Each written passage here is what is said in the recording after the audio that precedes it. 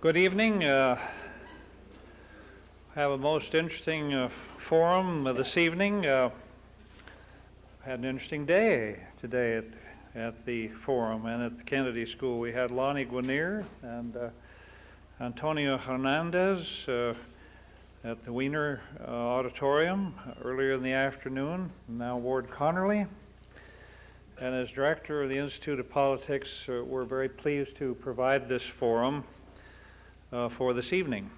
The purpose of the Institute of Politics is to try to inspire young people to public life, which is a challenge in these times, as you might imagine, and has been a challenge in past years, 15 years or more, as we set perhaps a place for judgment of it, but that's the challenge. So it will be perhaps a controversial subject this evening. But the worth of this forum is respect for the speakers, perhaps not for their ideas. That is the purpose of the forum. And courtesy and respect and civility is a learned experience. And this is one of the finest places of learning in the United States. So we could start there. And I am going to take questions first from students this evening in my duties as moderator. And we'll take as many as we can from students this evening. So with those little tidbits thrown out, let me now introduce a noted professor of government at Harvard University, highly regarded, respected man, Harvey Mansfield. He is the director of Harvard's program on constitutional government and has written many books, including most recently Machiavelli's Virtue, published in 1996. We all read that in the Senate. Oh, no. He was chairman of the government department from 1973 to 1977, has held Guggenheim and NEH fellowships, and had been a fellow of the National Humanities Center. He's been with us here at Harvard since his first arrival in 1949, and he's been on the faculty since 1962, and a very remarkable and integral part of Harvard life. I introduce the gentleman who will introduce our speaker of the evening, Harvey Mansfield, please.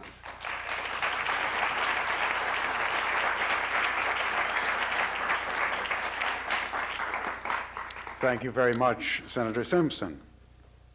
Tonight's meeting is co-sponsored by the Program on Constitutional Government, which you mentioned in the Department of Government, and the Institute of Politics and the Kennedy School. Our speaker tonight is Ward Connerly. Ward Connerly is chairman of the American Civil Rights Institute, which is a national not-for-profit organization aimed at educating the public about the problems created by racial and gender preferences. As a member of the University of California Board of Regents, Mr. Connerly focused the attention of the nation on the university's race-based system of preferences in its admissions policy. On July 20, 1995, following Mr. Connerly's lead, a majority of the regents voted to end the university's use of race as a means of admissions. Mr. Connerly was appointed to a 12-year term as the University of California Regent in March of 1993. In 1995, Tom Wood and Glynn Custrid invited Mr. Connerly to join the California Civil Rights Initiative campaign as chairman. He accepted their invitation when he decided the campaign was in jeopardy without his support. Under his leadership, the campaign successfully obtained more than 1 million signatures and qualified for the November 1996 ballot. California voters passed Proposition 209 by a 54 to 46% margin. Mr. Connerly differs from some other black leaders on the question of affirmative action. But that should be no surprise. The greatest black thinkers have always disagreed. Today, two black thinkers compete for the attention and allegiance of Americans: Martin Luther King and Malcolm X. Martin Luther King is our most honored black. Malcolm X is the most fashionable. Malcolm X believes in the use of violence in order to achieve just ends. Martin Luther King believes in nonviolence. But it isn't only these two in our time who have disagreed. If we go back to the greatest thinkers, the black thinkers of the 19th century, we find the same thing. Frederick Douglass opposed those who wanted to colonize American blacks in Africa, namely Martin Delany, Edward Blyden. After Frederick Douglass, along came Booker T. Washington, who in his famous Atlanta Exposition address in 1895 made his reputation and by ending that address with, "Our beloved South." That was in opposition to Frederick Douglass's bitterness against the South, the land of the slaves. And then after that, along came W.E.B. Du Bois, who in his book, The Souls of Black Folk, criticized Booker T. Washington, of Mr. Booker T. Washington and others, was the section of that, as too accommodating and submissive. And indeed, as we look at blacks today in America, there's no agreement even on the name for blacks. Colored people, Negro, black, Afro-American, African-American, all are honorable names associated with different black leaders and movements. To think, it seems, is to disagree. So let's listen to a man who thinks and disagrees. Let's listen to a man who has the courage to come where he may not be popular. Mr. Connerly's topic tonight is America, a Nation of Equals. Ward Connerly.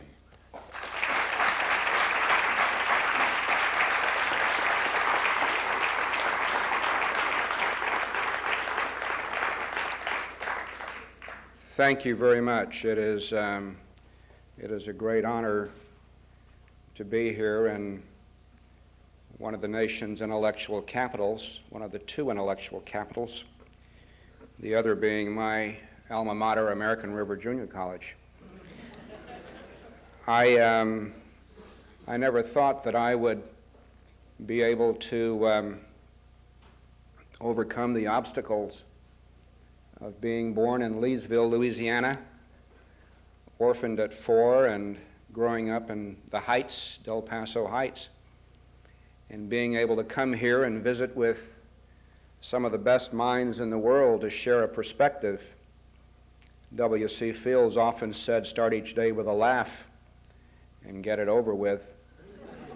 And it prompts me to remember the story of Gretchen Alexander as I talk about overcoming obstacles. And Gretchen Alexander was sightless. Hi, Dan. And but she never let that stand in her way of enjoying life's experiences. She could play golf, swim, softball, great at archery. And she was lecturing one of her high school classes, and a student asked, "Is there anything that you won't do?" And she said, "Yes, I won't skydive. It would scare the hell out of my dog." So I'm not going to let any obstacles stand in my way. I want to get right to the introduction, because candidly, I have a problem with the introduction, with all due respect, Professor. And my problem with the introduction goes to the heart of what my reason for being in this whole movement is. And that is the presumption that my skin color should be relevant in a public policy debate. It should not be relevant. And I mean no disrespect to him. He is positioning the issue the way the public seems to portray it. And that is that somehow I am out of step from the black establishment because of the views that I hold. I would submit to you that if you find 50 black people, you will probably find 50 variations of opinions. It just seems that on some issues there is more coalescing around certain points of view than others. But I dare say you would not find any great differences between us than you would find among others on issues as well. And I really hope with every fiber of my being that I will live to see the day when that kind of introduction would be totally unnecessary, that no one would have to invoke the question of my race, whatever the hell that is, or my skin color in relation to a position that I am espousing. That, my friends, is why I have taken upon myself to say to my nation, let's confront this, folks. Let's confront it, because you're putting me and others like me, and I don't mean 58 and bald, into a little box. You're herding us into a box, and the expectation is that we're going to stay within that box with respect to how we conduct ourselves. In all my life, I have defied operating within the box.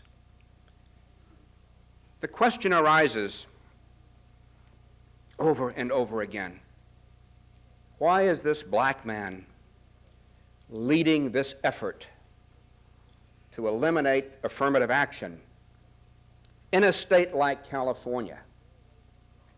Let me kind of try to respond to this, throw away the script, and respond to you as candidly as I can why I, as a fellow American, have taken it upon myself to converse with you, my fellow Americans, about an issue that I think goes to the core of who we are as a people. Why we're here on this place and time, in this great nation, trying to perfect this experiment that we call democracy. People who've come here from different parts of the globe, some born here, different experiences, different cultures, different sexual orientation, disabilities, different races, however we define that, different ethnic backgrounds. How do we forge this, all these differences, into one nation without the divisible parts, without any presumptions about our abilities or the things to which we can aspire? How do we do this? I was sentenced to an unpaid 12-year term on the Board of Regents in 1993. And all my life prior to that time, I had grown up believing in this American experiment that I just described to you. I believed as a political science student in those great 36 words in the Declaration of Independence, and you know them, about holding these truths to be self-evident, that all men are created equal, endowed by their Creator with certain unalienable rights, that among these are life, liberty, and the pursuit of happiness. I grew up believing that. I believed in Lincoln when he talked about our founders bringing forth on this nation. I'm not giving you the actual words, you know them. Conceived in liberty and dedicated to the proposition that all men are created equal. I honestly believe that stuff. And as a young student of the 60s, when the man after whom this great facility is named said on June 11th, 1963, race has no place in American life or law, I believe that stuff. To the core of my being, I came away from that period in time believing, as Dr. King said, that this nation would live out the true meaning of its creed and treat me as an individual, not judge me by what I am, but judge me by who I am. If I'm a rotten scoundrel, judge me accordingly. But at least let me prove to you that I'm a rotten scoundrel rather than you're presuming that on the basis of some immutable traits. And so it was that as a regent, when I discovered that the University of California was really using different standards to admit people. We were classifying them on the basis of whether they're African American or Chicano or Latino or American Indian or Asian or white. We're making people fill out these silly little boxes and saying, if you fill out this one, these are the number of points that you get. If you fill out this one, these are the number of points that you get. Based on the system of values that I brought to the university as a regent, I thought, this is wrong. This is not what the experiment is. And so you may disagree with me, but I felt that I had no choice but as a fiduciary of the Board of Regents to act according to my beliefs that this is wrong. And so I proposed that the regents abolish the consideration of race. Now, this was not a precipitous move. I had looked at the evidence, and I saw that in 1989, the number of black students who had applied to the University of California was 2,191. In 1995, the number was about 2,191. The number of Asians that had applied in 1989 was about 8,000. The number for a corresponding period was about 12,000. And so I thought something here is wrong. If the number of black students is flat over that period of time with affirmative action, and the number of Asian students is going up with all of our efforts basically to suppress their numbers because we didn't want Berkeley to become all Asians, something is wrong. And so it just seemed to me that if we as a university really want to do what's right, maybe we should think about a different way of doing this. Maybe we should really commit ourselves to finding out what's going on. Examine whether race is, in fact, quote, one of many factors. And as I began to expose the reality of what was happening, I say to you that race was not one of many factors. That was a big lie. Race was the factor. And so the choice at that point was, do I go back into my shell as a regent and pretend that I never knew those facts? Or do I proceed with what I think is right? The rest is history. Having done that, there was an immediate response. People saying we were going to resegregate the university. I knew differently because anyone who was admitted to the University of California was guaranteed then and is guaranteed now a seat at the University of California. It may not be Berkeley, it may be San Diego or Davis or whatever, but no one is denied an opportunity on the basis of race if you're eligible for admission to the University of California. But there was a continuing outpouring from students and others who really were more intent upon stirring up trouble than they were dealing with problems to rescind the vote. Every meeting there were students protesting, rescind the vote, rescind the vote. And so the only way that it seemed to me that I could guarantee that this principle of treating all of our students equally would manifest itself throughout history in the state of California would be to put it into the Constitution. And those 37 words are now, in fact, in the Constitution of the state of California. The state shall not discriminate against or grant preferential treatment to any individual or group on the basis of race, sex, color, ethnicity, or national origin in the operation of public employment, public education, or public contracting. Simple, direct, clear, no hidden mysteries about those words. They're in the Constitution of California. Now, this is not just about eliminating preferences, however. It's about dealing with the issue of race. Still the unfinished business, social and legal, of America.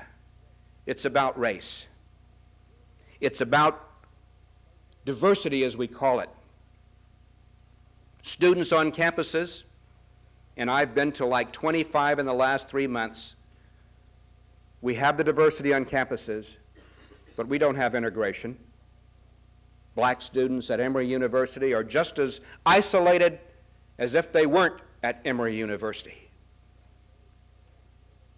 It's about people who are marrying. You know, Dr. King said he looked for the day when little black boys and little black girls would be holding hands. They're doing more than holding hands. They're getting married and raising families. But in too many parts of this nation, there are interracial couples who are still subjected to the hostility, the stares. It's about confronting this. Leave them alone. Let them enjoy their lives without the intrusions of a society that is passing judgment. It is about people who happen to be gay, wanting to live their lives alone without people bothering them. And that's a sensitive subject. But I believe in equality. And if you believe in equality, you do not diminish the dignity of another human being. It's about dealing with those subjects of how we interact with our fellow man and whether we're big enough to accept doing away with preferences, extending dignity to every person without passing judgment ourselves on the value of that person. And so I want to allow as much time as I can tonight for questions, because I think that really is where we can move this dialogue forward and move it up the field. But I want to leave you, as I provide my opening comments, with the essence of what this movement really is about.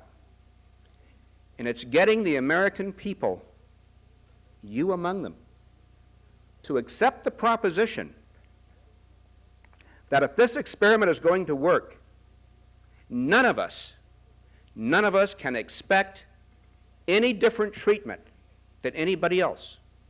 And none of us should tolerate any different treatment of another human being. Because people who are not equal are not free. When your society forces you to check the box and decides whether you win or lose in the competitions of life on the basis of the box that you check, your freedom is diminished. Because today it might be you, tomorrow it might be you.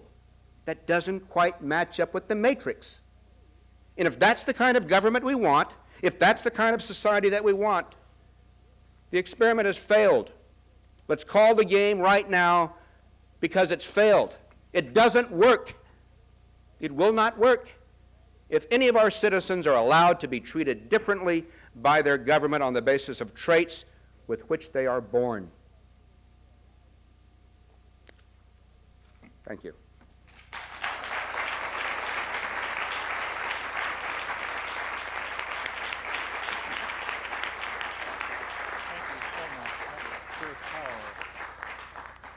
As I say, we're going to take questions from students, and if you just give your name, please. Thank you very much. For this microphone, we'll start here. Welcome, Mr. Connerly. My you, name is Bradley Davis. I'm a sophomore at the college. I'm also vice president of the Harvard Republican Club, and on behalf of Republicans in the audience, I'd like to welcome you here today. My question is this. At least recently, we've seen the outpouring of statistics from the University of California schools suggesting that the rates of minorities are dropping precipitously. I guess I would ask you if you feel better education at the more public or, elementary and secondary level would be suitable to boost those statistics upwards. Well, first of all, let me make sure that all of you understand the statistics, because the way the information was unveiled leads a very, very distorted impression of what has occurred. The first release came from Riverside, Santa Cruz, and I believe Santa Barbara, 3 of our 8 campuses. There, the number of what we call historically underrepresented minorities was up 50%, roughly. The next set of releases came from Berkeley and UCLA. The numbers there are down dramatically. The following day, however, the system-wide information came out. System-wide information reveals that there's very little change at all in the overall system. What has happened is that students who were previously getting into Berkeley, and Berkeley was taking about 50% of the historically underrepresented minorities. Students who were getting into Berkeley with a preference were now applying to Riverside and Santa Cruz. Previously, you wouldn't find those students applying to Riverside and Santa Cruz. So, in reality, it's not that the numbers are down in terms of people getting an education. It's simply a reshuffling of who goes to which campus.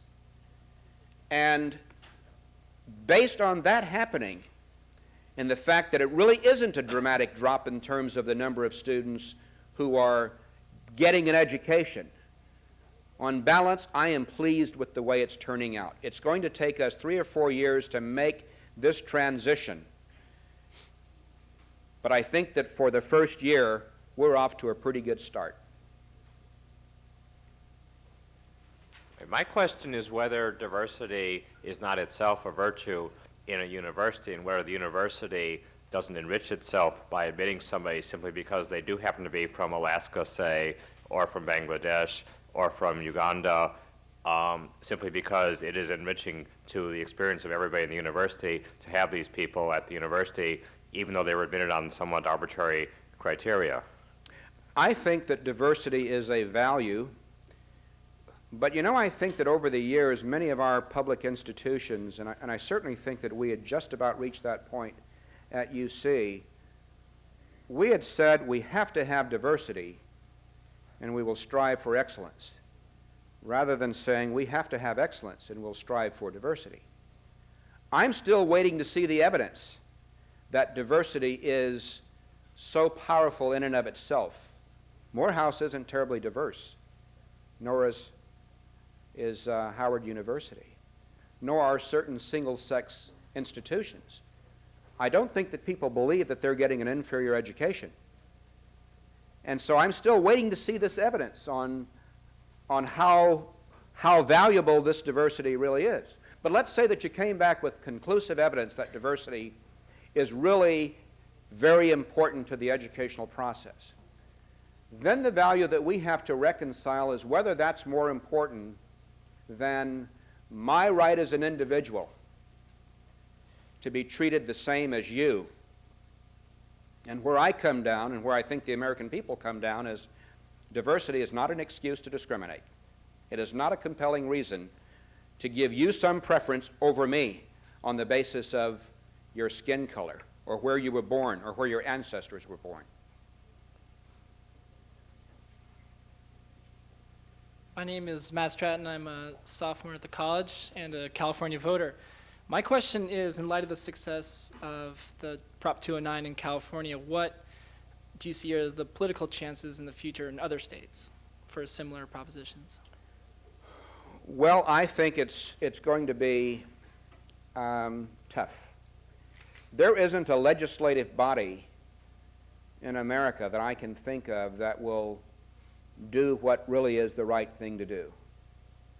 We have more cowards per capita, I think, in the political system than any time in our history. And so the chance of getting that passed by a Congress or by a legislature or by a city council or a mosquito abatement district are not very good. And so the only way that it can happen, I think, is when the people grab the pitchforks and charge up the hill and say, this is what we want to have happen. That's expensive. It is very traumatic for a state to go through this. So I believe that the way this is all going to shake down in the next few years is probably the court. The Supreme Court will take a look at the Bakke decision and conclude decisively that this was bad law. There is no way to make race one of many factors. You can't be just a little bit pregnant. You can't say, I'll take it into account just a little bit for you, but not for you. And I think the Piscataway decision would have given us that correction of the Bakke decision. But my view is that we're going to get there. I mean, there's no doubt in my mind that within 5 or 6 years we're going to be where 209 is in this nation. But I think it's going to happen through the courts rather than through the legislative process or through the initiative. Mr. Connerly, thank you for coming. My name is Noah Seaton. I'm a sophomore at the college, and I was wondering, the college's student government is going to probably have a debate about affirmative action this coming week, in part because you were coming to speak here. I was wondering, I was thinking the bill as it stands now supports the college's and the Harvard administration stance on affirmative action, and as I know it, it's about race as one of many factors. And I was thinking of trying to, turn the discussion when we debate it, since I'm on the student government, toward something saying that we support affirmative action. We agree with diversity, but we support affirmative action on the basis of socioeconomic class rather than on a race basis. And I was thinking of what your thoughts on a socioeconomically based affirmative action program would be. I favor that, but if you are doing that with the hidden intent of thinking that's going to still provide you with racial and ethnic diversity, it is not likely to happen, because all of the simulation models which the university did and the results of this year's admission cycle prove that those who have been benefiting from the two-tracked admissions process have in fact been middle and upper income black students, and those who have been disadvantaged as a result of that have been low income, higher achieving Asian and white students. And so that's why our administrators have said using socioeconomic factors is not a substitute for getting race and racial and ethnic diversity. But that's a public policy decision that you have to make as a society. And I believe that when we're subsidizing university students to the tune of $9,000 per year per student, I would prefer, as a public policy matter, to put my hands over my eyes on skin color and say, let's help those students who economically don't have a choice. So that's a public policy decision, but don't mistake that you're not going to achieve racial and ethnic diversity by going to socioeconomic conditions. Hi, Hello, Dan. Ward. How are you? Good to see you. Good seeing you.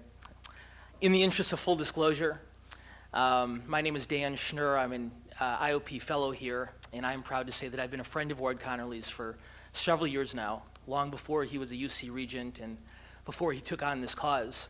And I got to know Ward because, although he did not mention it in his remarks today, I got to know Ward because of his work with the 100 Black Men Mentoring Program, with St. Hope's Academy in Sacramento, and with other outreach and early intervention efforts for disadvantaged and minority youth. Those are efforts which I believe he still continues. And although he would not mention them himself, I think it's important for all of us in the audience to know that. Ward, my question has to do with the meeting that you had recently at the White House with President Clinton and Vice President Gore as part of their national conversation on race. Immediately after the meeting, you praised President Clinton, saying, if I'm not mistaken, that he is more familiar with the issue of race in America than any other president in our history. Since then, however, you've been very critical of him. And I was wondering if you could talk for a moment both about that meeting and your thoughts about the president's feelings on racial preferences and his national conversation on race. Yes, I did say at the end of that meeting on the lawn of the Capitol when the Thurnstroms and 2 or 3 others and I were there that I felt that President Clinton understood race probably better than any president in our history. I still say that. I think he genuinely understands it. He grew up in a time in which the nation was going through tremendous, very tumultuous conditions. The president understands it. During that meeting, we were left with the impression that this was not going to be a one-time meeting, that we would be fully engaged to offer our perspective. There is no one with my point of view on the President's advisory panel. And so he seemed to suggest that by inviting us there on December 19th. This was not going to be a one-time meeting, but part of a process of interacting. My phone has not been ringing, and I know he's been busy, but nonetheless, and I'm not trying to take a shot at him. I mean, he's been busy. But nonetheless, I have to judge him by what he does. And I have subsequently said that while he understands the issue, I am not convinced that he is as committed to solving it as Lincoln was, or Kennedy was, or other people who have been faced with similar challenges. The president does not represent to me a clear, decisive pattern of leadership in dealing with this issue. It's one thing for the nation to have this national gab fest about race, but at some point we need to reach closure on it. There are issues that need to be surfaced. There are issues on black people's minds and on white people's minds that aren't being surfaced, and we're not really talking about them. I, for one, resent white patronization, and I think that there are a lot of black people who resent that. There are a lot of white people who are kind of tired about the whining that they hear, and to use their words, from black people. Let's get that on the table and talk about it. But I don't think the president has been able to bring us to that point of discussing these issues and getting closure. And so as a result, and judging him in terms of leadership, I give him a D- on this issue. But I reaffirm my belief that he understands race. Thank you. Beth? Thank you. My name is Beth. I'm a sophomore at the college, and although I support what you're doing in principle, I believe also that it is wrong to oppose affirmative action if you haven't got the solution. And I think that if there has been a failure of conservatives, it has been to offer the phase two. In other words, how we fix the problems affirmative action is meant to correct, if not through affirmative action. So my question to you is, how do we go about building the America in which no one would question the need for affirmative action? Beth, that is a question that brings forth a lot of implications. It begs the question of why we believe, some of us, that preferences are wrong. It begs the question of what is affirmative action. Do I really oppose affirmative action, all affirmative action? Let me just respond to some of that. First of all, I think treating any American citizen differently, unless there is some compelling reason sanctioned by the courts, is morally wrong.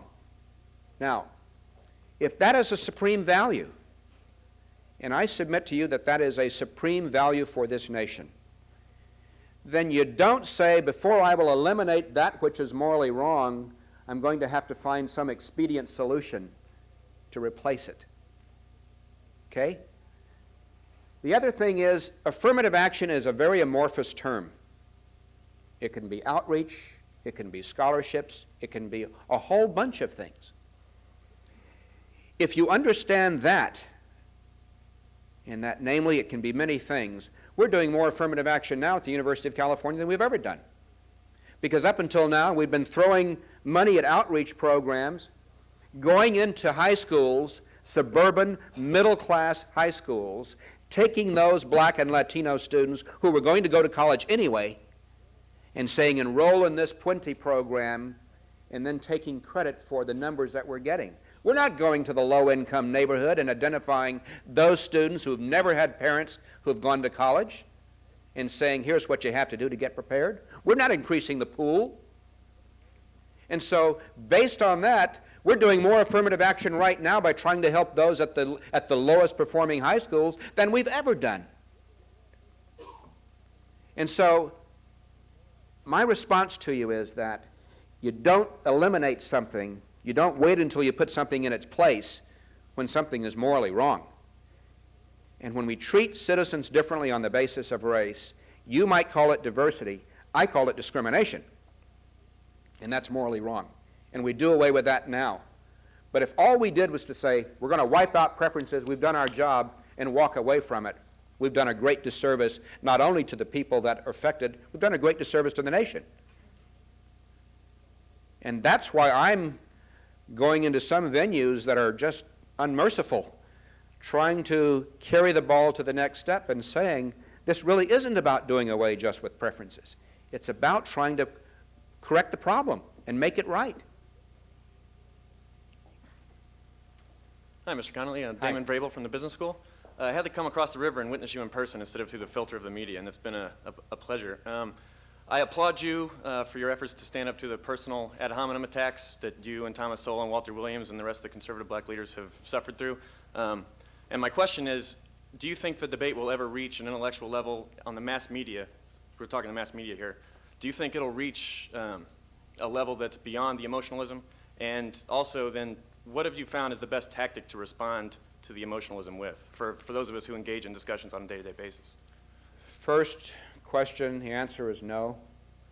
The media is not equipped to deal with issues like this, issues that are very emotional, without reducing them to very simplistic and very misleading portrayals of the issue. The most effective place is right here. I have seen more advancement of the debate after these kind of forums. My interacting with a handful of students and they're uttering their real beliefs without a crowd listening in, passing judgment on every word. I've seen a lot of progress that's taken place there. And one of the things I feel very good about is I was at University of Michigan a couple of weeks ago, and I pointed out the fact that there was all this clustering going on, and certainly people have the right of freedom of association. But I said, do you really want diversity or do you want integration? And what I see as an old-timer here is diversity without the integration. And so why don't you folks take it upon yourselves to go out of your way and try to really get to know one another?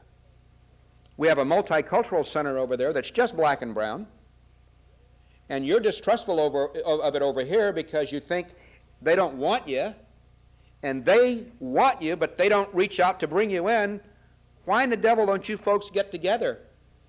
And so the Young America's Foundation and the college Republicans there are taking the leadership to go to the Multicultural Center and saying, can we come in? Can we play too? And that is a sort of thing that if we can get more of that to happen, that's what needs to happen.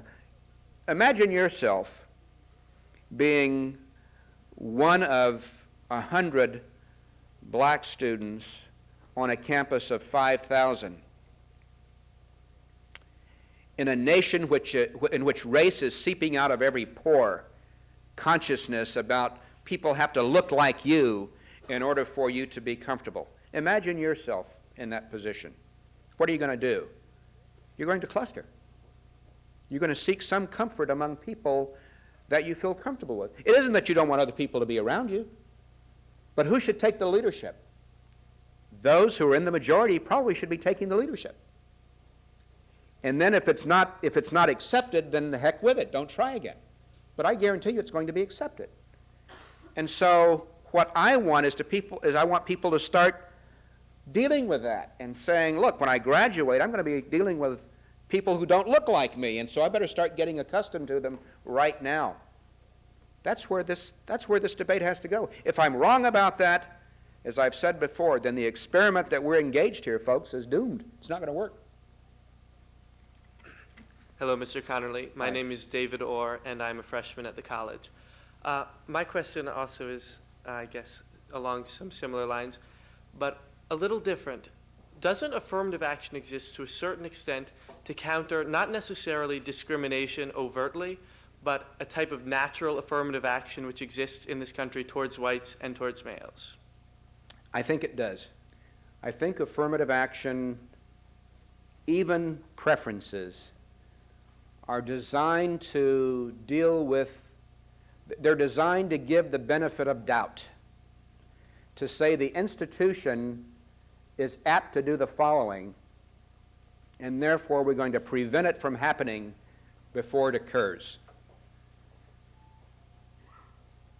But I don't think we can sustain that. In a nation that is rapidly becoming so diverse that we don't even know which box to check. I mean, it's not coincidental that this all started in California, where in some counties we have 150 languages being spoken. We cannot afford to have a governmental system that says, in order to prevent you from discriminating, I'm going to give this person over here who happens to be a member of a broader group, I'm going to give that person some extra break here. Especially if you now are a black mayor of San Francisco, a Latino speaker of the assembly. I mean, power is becoming more diffused every day. Not in every state, but we cannot sustain a system which says, I'm going to prevent you from discriminating by discriminating over here. It will fall of its own weight. Mr. Connerly, thank you for coming. My name is Nancy Lynn. I'm a junior at the college. I agree with you that checking boxes is a poor way to define racial identities. For example, Asian Americans, as you're well aware, are comprised of dozens of ethnicities, among those Filipino Americans, Vietnamese Americans, Laotian Americans. Now, these Asian American groups happen to be socioeconomically disadvantaged in comparison to other Asian American groups, as well as in comparison to Caucasian American groups. And Asian Americans on the whole, as well as African Americans, continue to be underrepresented in contracting. Now, my question to you is, how can you use the model minority claim, which is that, to put it crudely, Asian Americans are doing fine, therefore the system is fine, to discount racial preferences? I'm not using the model minority theory. I'm just simply giving you, if society is going to make these judgments on the basis of racial classifications, then I am left with no choice but to respond in the debate using those racial classifications. I can't talk a different language and effectively debate the issue with you. So if the University of California is going to take all Asians and lump them into one group and say, here's the data on Asians, then I have to argue the debate. I have to argue the issue on that basis. And when you look at Asians as a group in relation to the other 5 groups that we have, the evidence is clear.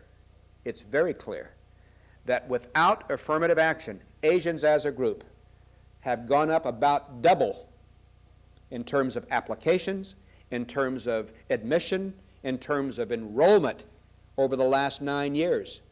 African American has remained flat in terms of admission, has gone down in terms of enrollment.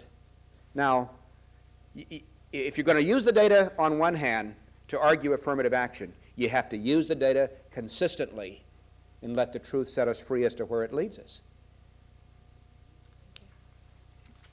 Good evening, Mr. Connolly. Hi. My name is Camille Redmond. I'm a sophomore at the college.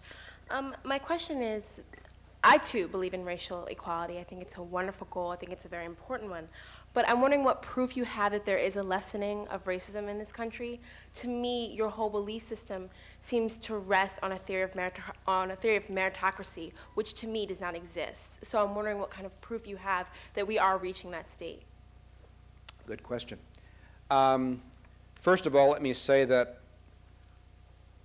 I hope everyone understands that when we talk about meritocracy in the UC system, which is the model we're using right now, we have not gone to a pure academic meritocracy. What we have said to our administrators is that you may use grade point averages and SAT scores for 50 to 75% of your freshman class. The remainder, you will use grade point averages, SAT scores, and supplemental factors, which can include socioeconomic. It can include creativity, which is how the university administrators define it, tenacity, overcoming obstacles. It's all of those things. It's looking at the whole person. So they have the flexibility and the freedom to do that. Now, do I believe that racism has been eliminated in America. No, I do not. There is still racism. It's very subtle. It's not the garden variety anymore. It's very subtle. Is there that glass ceiling? It's a glass ceiling. There's slippery walls. There's a sticky floor. All of that still exists. But you know what? I think what creates a lot of that and fosters it is the mindset behind affirmative action preferences themselves. That you have to give me something in order for me to survive. I can't do it without your giving it to me. It's your world, white people. Please let me in.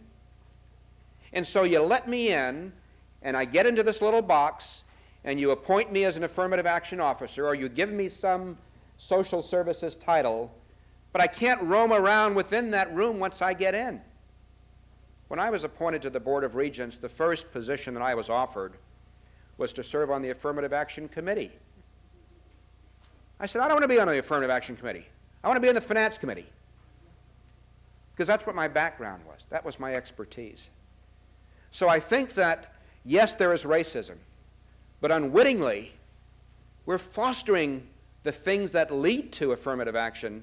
We're fostering this racism with this mindset that somehow skin color is still a badge for inferiority.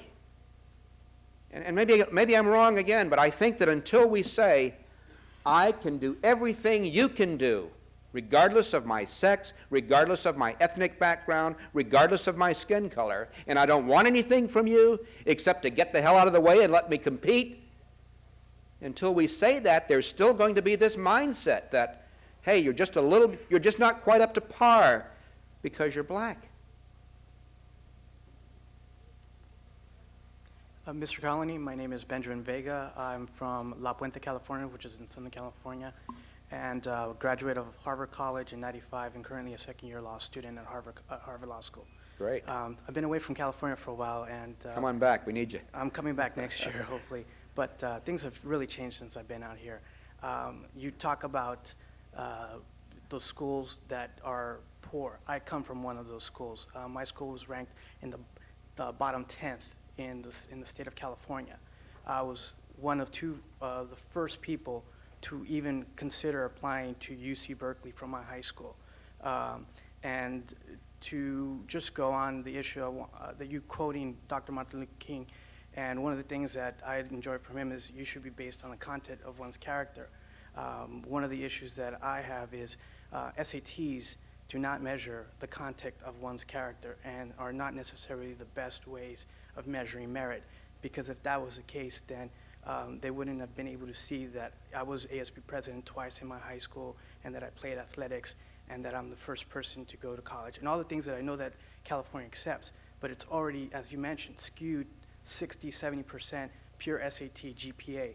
And when you mentioned GPA, my high school didn't have a AP test. In my senior year, we and a couple of other students in this predominantly Latino high school wanted to get an AP course together. Didn't happen. Not enough students to support the class, not enough money to get the teacher there in the mornings. You know what we did? We took the test by ourselves, studying by ourselves. And you know what? If it goes the way that I think it's going, and I think it's going to lean towards more reliance on standardized test scores and GPAs, I think a lot of students like myself are going to be left out. Thank you.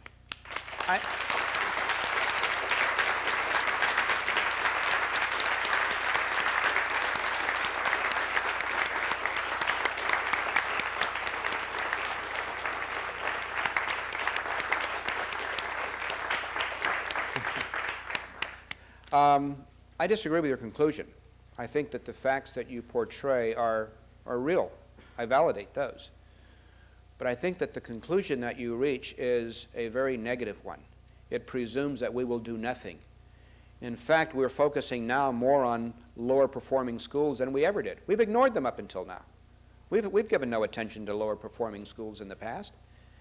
And so I think that we will get to where we want to be in short order. Now, as far as the SAT scores are concerned, if the faculty came to me tomorrow as a regent and said, we conclude that they do not predict success, bad, we should do away with them, I'd make the motion to do away with them if the faculty recommended that. The faculty has not recommended it. And when the Latino Eligibility Task Force recommended this to the Academic Senate resoundingly rejected it. And so until the people on whom we rely, and by the way, these are the people that still wanted to keep this dual-track system, until they come to us as regents and say what you're saying, and that is that the standardized test is a flawed device, then we're going to keep it. But I don't hear a lot of faculty members saying that the standardized test ought to be done away with. Hi, my name is Jennifer Wu. I'm a junior at the college, and I agree with you that racial equality is something that everyone should be striving for, particularly this nation.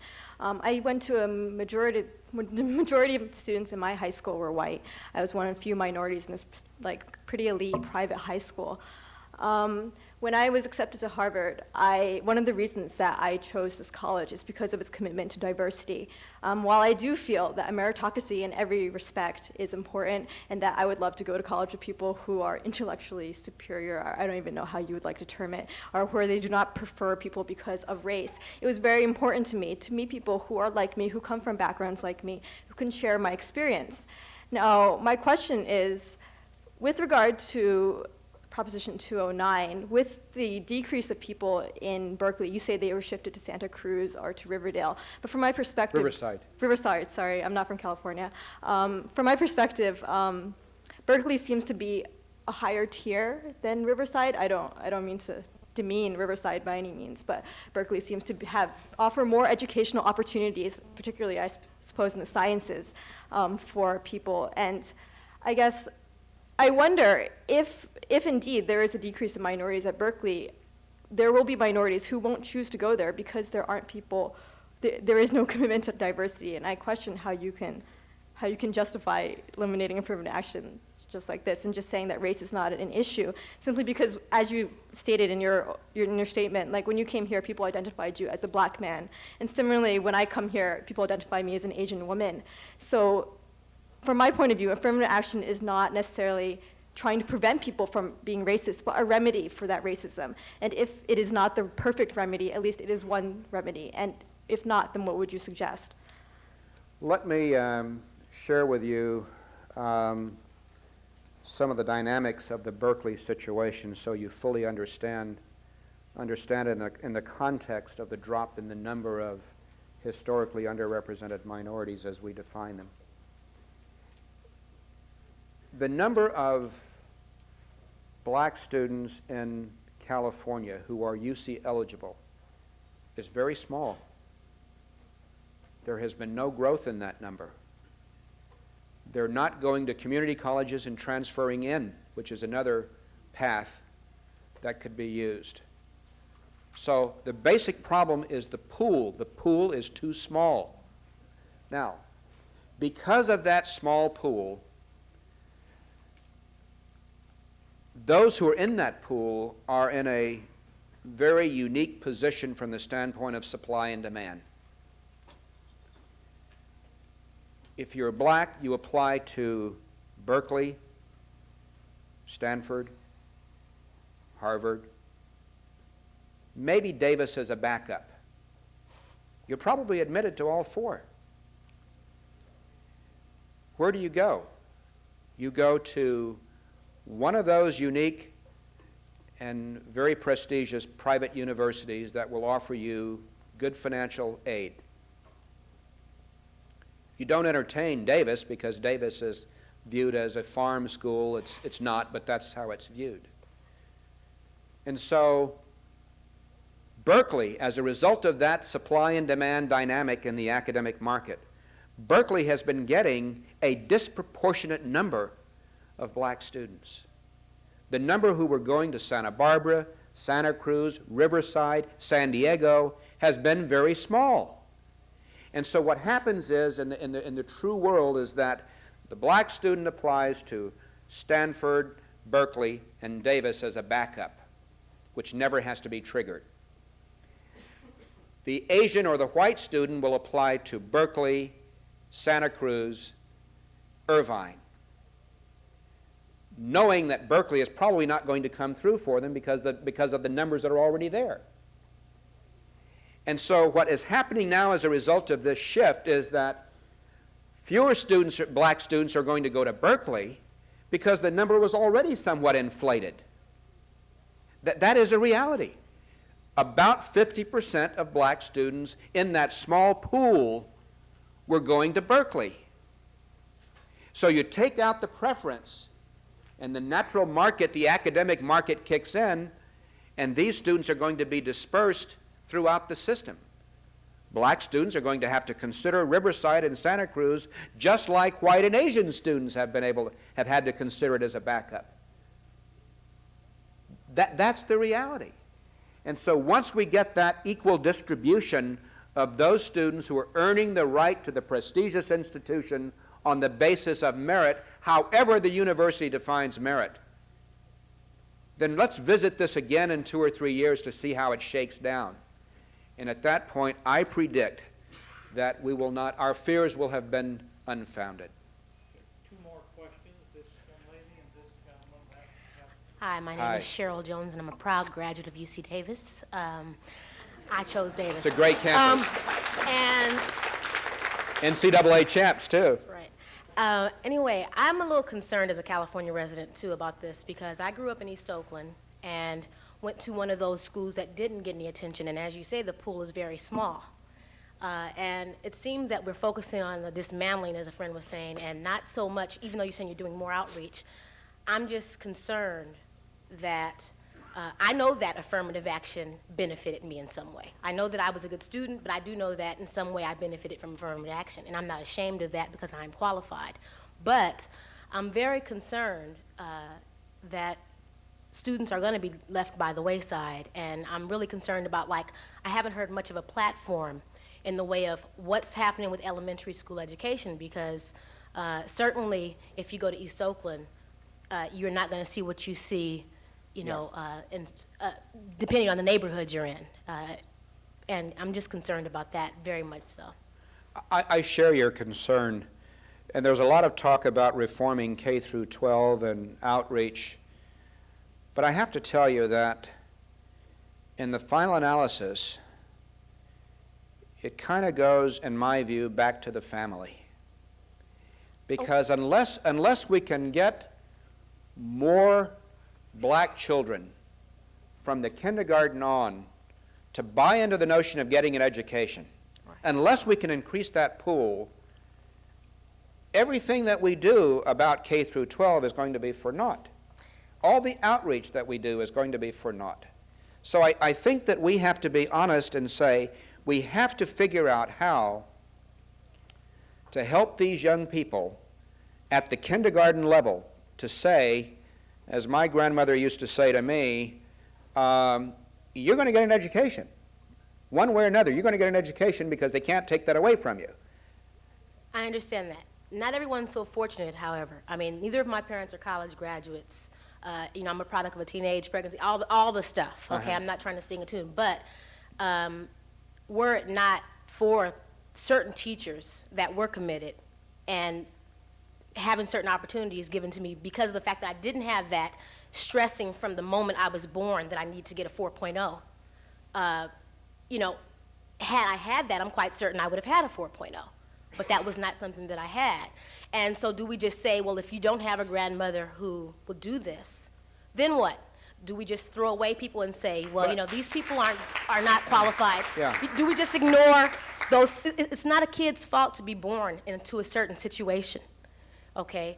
I don't ask for my parents. I'm given the parents that I give, or I'm orphaned, or I am put in a certain situation. If there is a means there, things can happen. I'm now a fourth-year doctoral student at Harvard, getting my PhD. I have my master's as well in biostatistics. So if there's someone there that can make a difference on a certain level, and if there's certain things in place, as opposed to just talking about breaking down, how are we going to build up? Are we just going to throw away certain kids? If they're born to a crack mother or if they're born to a welfare situation, then it's unfortunate. That's unfortunate. That's just going to be one of the byproducts of the fact that, you know. No, not at all. If I've said anything at all that would lead anyone to believe that we want to dismantle race-based preferences and walk away from the problem, then forgive me, because that is not at all what I'm about. What I am saying, and what I think the people of California are saying, and what the legislature, democratically controlled legislature is saying, and what the Republican governor is saying, is that giving the preference on the basis of race, we do not want to do. But we recognize that there are 150 low-performing schools in California, and we want to put the emphasis on those schools, because the needs that you're evidencing, we're still going to deal with those needs. They have nothing to do necessarily with race. They have to do with the circumstances in which people are born. We're going to be more, as a result of that Berkeley Pledge, in Oakland, in East Oakland, than we've ever been. Because up until now, we didn't need to be there. We could just take those students who were going through the pipeline already, who happen to be middle and upper income, second and third generation black students from black families, and saying, you're going to go to Berkeley. We've been ignoring everybody else. And so the emphasis now really is being shifted. We're not doing away with all affirmative action. We're doing away with the race-based preferences, and we're redirecting the affirmative action so that it's going really to those who need it, not on the basis of race, but on the basis of their circumstances in life. And obstacles respect no boundaries.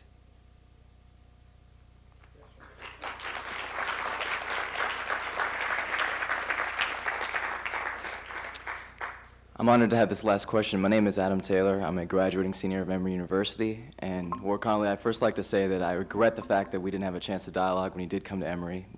The structure of the debate was very unfortunate, as well as the audience in some ways. But regardless, this is a chance that I've been waiting for since then, and so I'm definitely happy to be here. I want to disagree or contend with some of your basic premises. The first is when you talk about this democratic experiment and trying to recover or restore those values that you see so fundamental to our nation, namely justice, equality, equality and opportunity, etc. Some of my problems are that, one, I feel like we're oftentimes suffering from amnesia, both to where we've been in this country, and we're suffering from blindness about where we stand. And namely, I'm saying we're not truly addressing the enduring effects, the liabilities of being of a certain race or a certain gender in this country. And as affirmative action stands as a form to redress those liabilities, as a certain form of corrective justice, which certainly may not be perfect, but is very necessary to providing a wider dispensation and distribution of opportunity in this country. To ignore those realities is negligent on our part and is irresponsible. And I'm wondering if, looking at our country's history, when opportunity, economic, political, and educational opportunity was denied along racial and gender lines and was passed down across those same lines in terms of privileges, how can we then turn our back and believe that we can live in this colorblind society that you advocate and not take any responsibility to address the past and the present?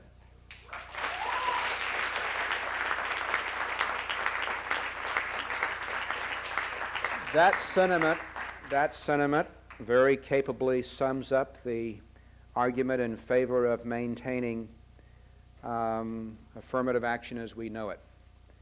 I would submit to you, however, that number one, that sentiment is unconstitutional because you're trying to correct societal ills and the courts have not allowed that, so that's the first problem. The second problem is I think it's very poisonous. There isn't one among us who can't lay some claim to a disadvantage that we have received in our beloved nation. There isn't one among us who can't stake out a claim. And if we continue to say, I'm going to keep looking through the rearview mirror here at what the nation did to me, and ignore all the great things that are happening in this nation every day in ways great and small, if we do that, we do so at our peril because we fail to see the future that's ahead of us. We're not perfect. We're not perfect. But you can't look around you and say that this nation is a racist nation. You cannot do it. The evidence is abundant that we're not. You are here You are here at one of the most prestigious institutions in the world. In the world. And yet you can say, this racist nation, our past and our present. Why are you here? It's because of a nation that says, let's reach out. Why are we going through all this pain to unravel something that we know in our heads are wrong? Preferences are wrong. We know that. Why are we going through this excruciating pain to eliminate that which we know is morally wrong? Because the nation really does want to be very careful, because it really does care. You think that I, as black people who represent 7% of the population in California, you think that we're electing Willie Brown and all of the leaders in our state because of the power of our vote? No, no. It's because of a lot of white people who share our views about trying to do the right thing in the nation. The day that we cannot trust our nation, your nation, my friend, your nation, the day that we cannot trust our nation is the day that, again, I say to you, the experiment has failed. And so what I say to the nation is, yes, we've got problems. Yes, we've done a lot of bad things in the past. But the future's ahead of us. And you and I can make it what we want to be. And the way to do that is to practice, practice, practice. But the wallowing in the past is not, at the end of the day, when you finish wallowing in the past, you know what you've done? You've wallowed in the past. But you have nothing to show for it. Thank you.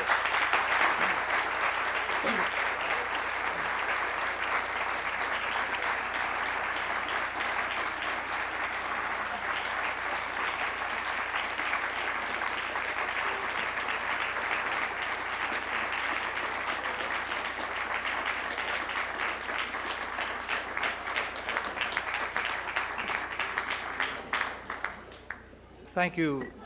Just a moment, please. I want to thank you so very much for being here.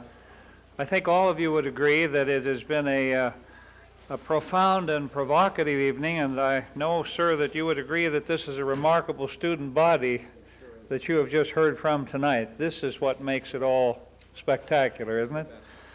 So I thank you. You've seen a man of passion and persistence and limited patience with those of my craft, even down to the mosquito control district. I thought that was a critical shot there.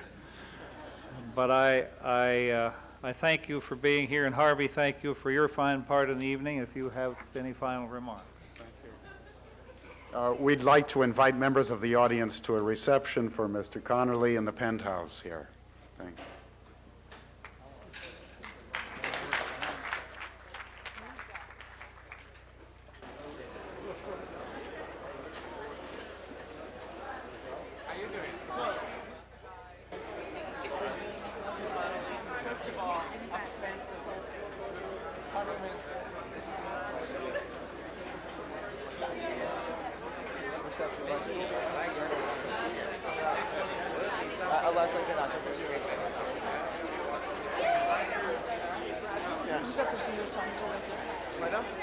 That's right, that's Peter Berkowitz. I thought he's a liberal. No, he's a conservative.